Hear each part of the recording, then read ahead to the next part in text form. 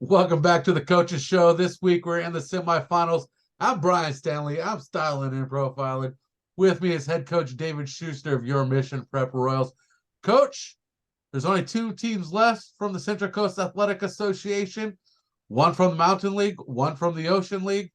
We got your Mission Prep Royals in Division 3, and we got the number 4 seed in Division 5, the Morro Bay Pirates from the Ocean League. How's it feel to be one of two teams left from the Central Coast still competing?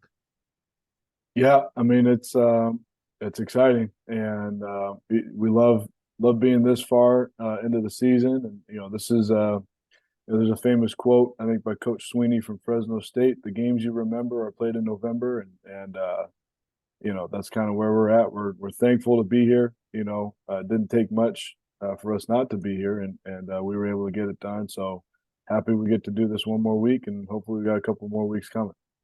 You talk about you got here by milliseconds, shall we say, because things could have gone very differently Yep. In the outcome against Porterville, given if the cards were drawn differently. Let's talk about that. You get the ball with about 7:30 left on the clock. You drive about 6 minutes, 96 yards to take a 15-14 lead over the Panthers.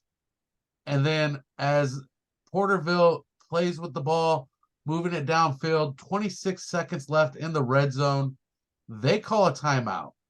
Your defense comes up with a huge stop.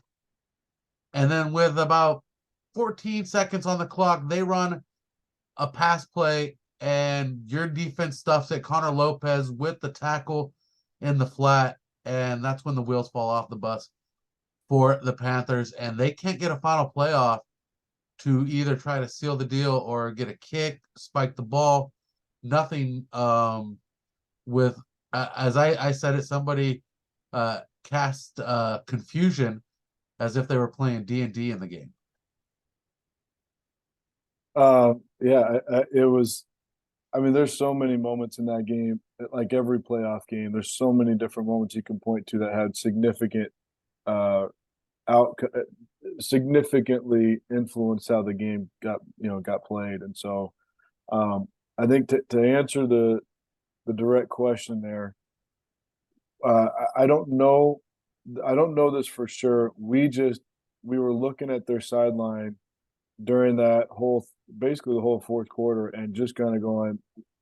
We were operating thinking it looked like their kicker got hurt, and so we didn't think they had a real kicker left because their kickoffs were changed. They were pooching it a little bit, and so that made us operate. And it was a different kid doing it too, so that made us think they don't really have a kicker. So by the time we got to that last drive and they're going, we called defense. Coach Terry was calling defense specifically to basically keep him out of the end zone. So Jaden Ozil plays one of the they get a huge like a 30-40 yard gain because Jaden plays it pretty aggressively with the mindset of because we're just trying to keep him out of the end zone, I can go for a ball here. And um, he misses, kind of took a little bit of a bad angle, misses the tackle, misses the play.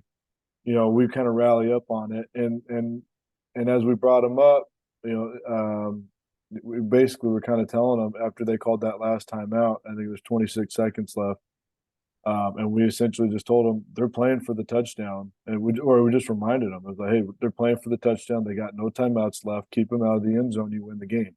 And so I think what we said in the huddle was a sack or a tackle for loss ends it.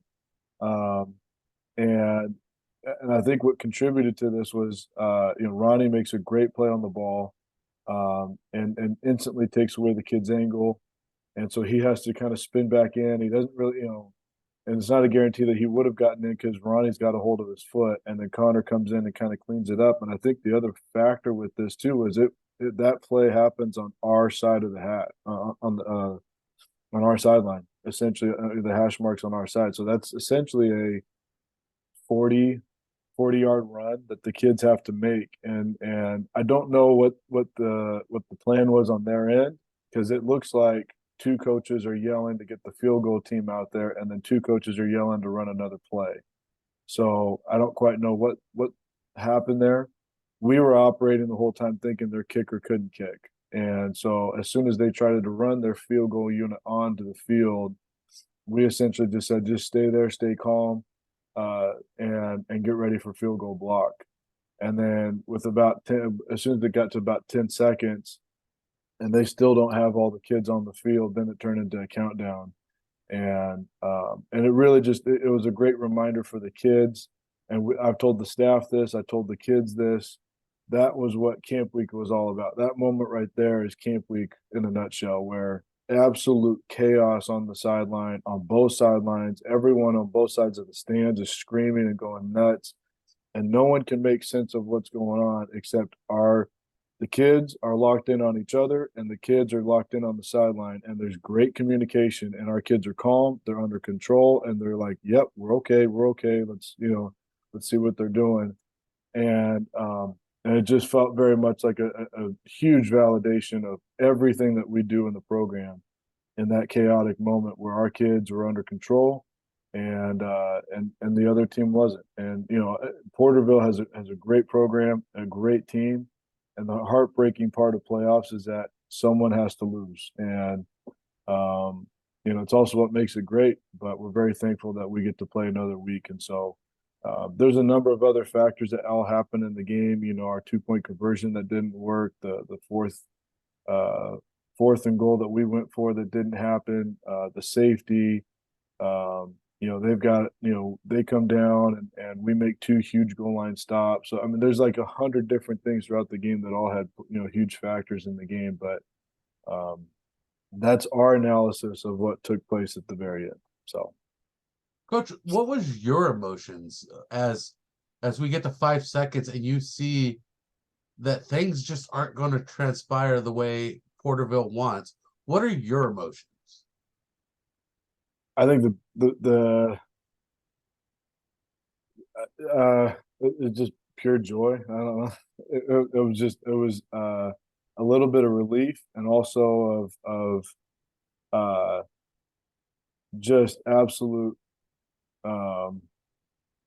It was a celebration, I guess. I don't really know how to describe it. It was, it happens, they don't have it, and it just turned into we're moving on. And I just, I'm running up and hugging a bunch of different kids, and I just kind of the same way I felt all year. It just really felt validated in that moment of just the deep love I have for this team and for these kids, and just the absolute resiliency that this team continues to show week after week. And it was a very special moment. There's only a couple games that I've been in so far in my career where I get to run onto the field and celebrate on the field. Where like the emotion is just such where it's just an outpouring and everyone's just bum rushing the field. I've only had a couple of those. Those are always the best games. Those are my favorite games, and so this now is another one that you can add to. It's like just that feeling at the very end of it's like, dude, we did it somehow. We did it, and it's awesome. Well, you can catch the replay of that game when you subscribe to this week's game on the NFHS network. Excuse me, NFHS. There we go. Network. .com. Just go ahead and subscribe for this week's game. You'll get last week's game as well, and you get to capture that enjoy because we got it all on camera for you. PSNtv was there to capture it all, and it was a beautiful moment. That's Coach. That's why I had to ask how you felt in that moment, because I saw it, and it was one of those legendary moments. You see those instant classics, shall we say, that ESPN likes to call. So let's move on. Coach, I have a question for you.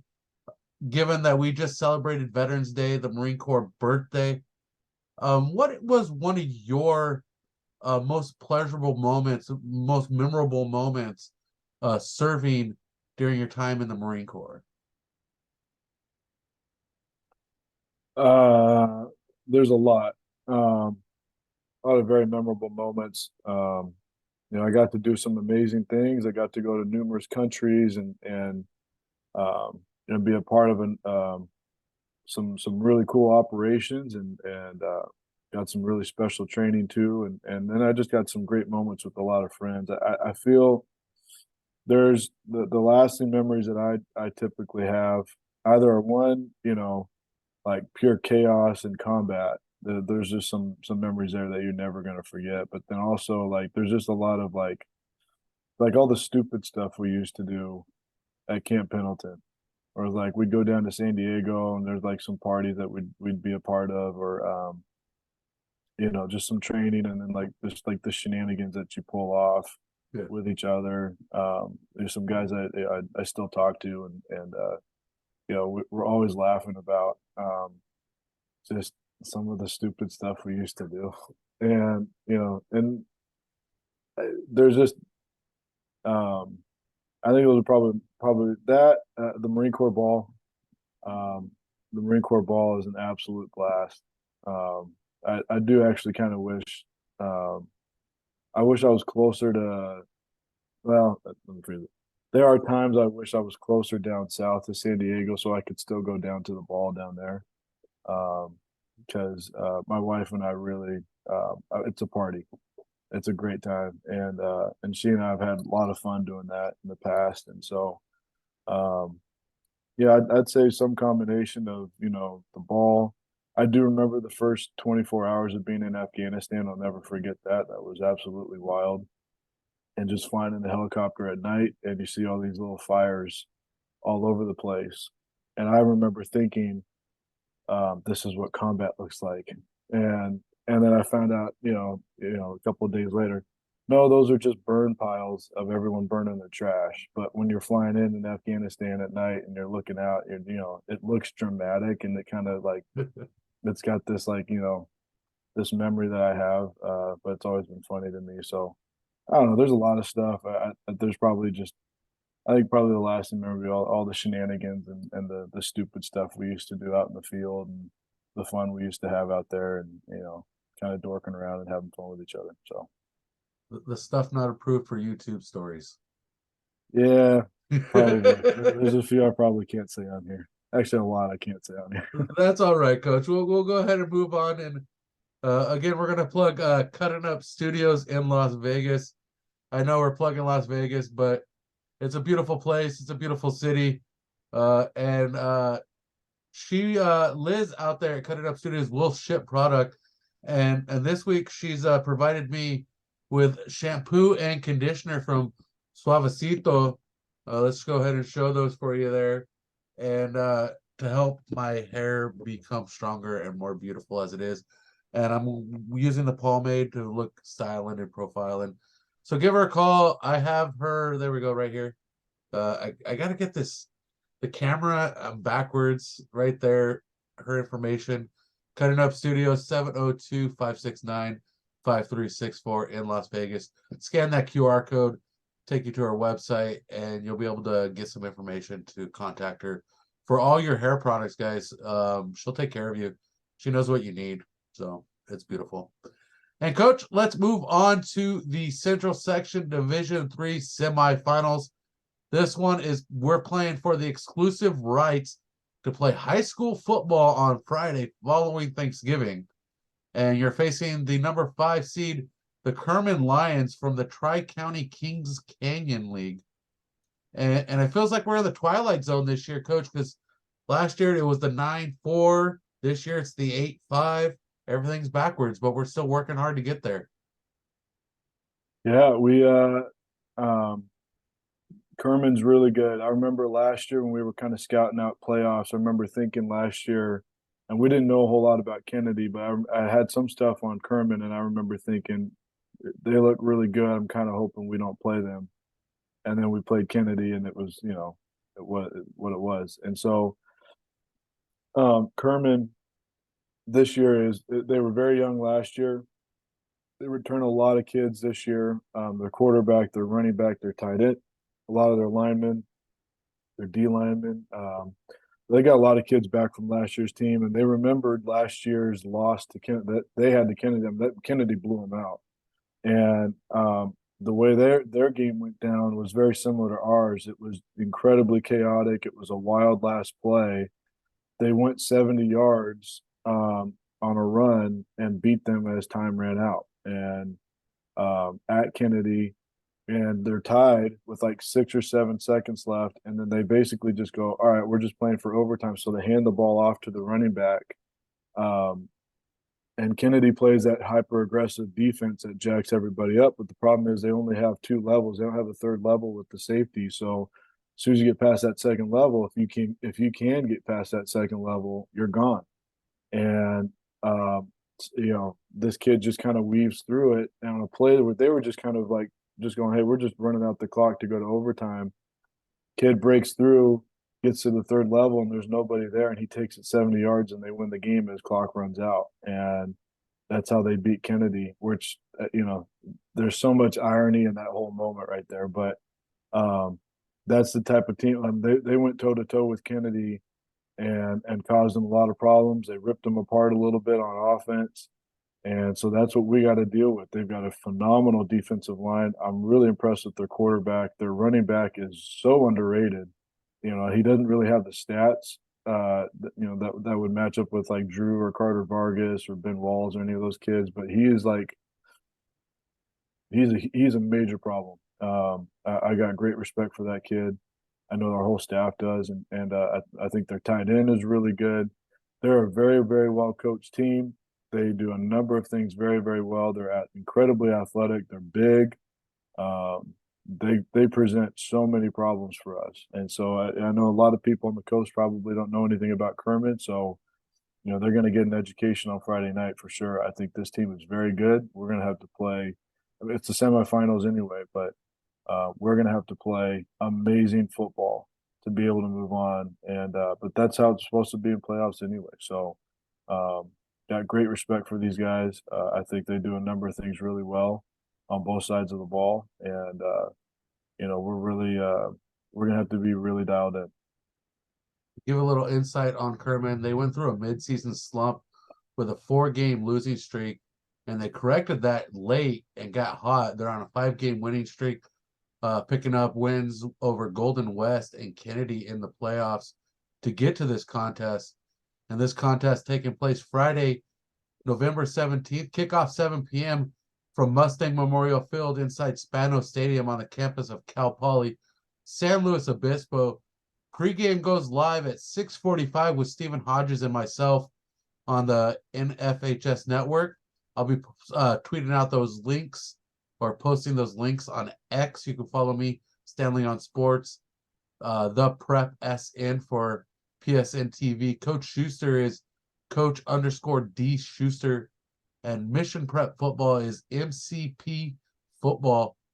And you can get all that. We'll get all that information out there for you. You can catch this week's game. You can catch last week's game as well, and hopefully next week's game all for one price, which isn't too bad on the NFHS network. Coach, before we part ways and we meet Friday, any final words? Yeah, I mean, we had a lot of fan support on Thursday night, and we absolutely needed everybody there. We're going to need the same again on Friday night. It's a great game. It's going to be a very hard game. But I'll tell you, this is a matchup where I'm excited. I feel like, if we do our things right, this could be a very, very, very special night. And so hopeful to see everybody there and hopeful for a great Friday night. Coach, I think we should open it up to the Cal Poly students, give them a special offer to come in and support your team. Oh, yeah, absolutely. Talk to Kevin Hitchin about that, see if we can get that worked out. Yeah, we're working on some stuff there. So, yeah, for sure. There we go, Coach. Friday night on the NFHS network, you can catch the Mission Prep Royals, #1 seed in Division III, taking on the #5 seed, the Kerman Lions, with Stephen Hodges and myself, Brian Stanley. For David Schuster, thanks for joining us. Walk worthy.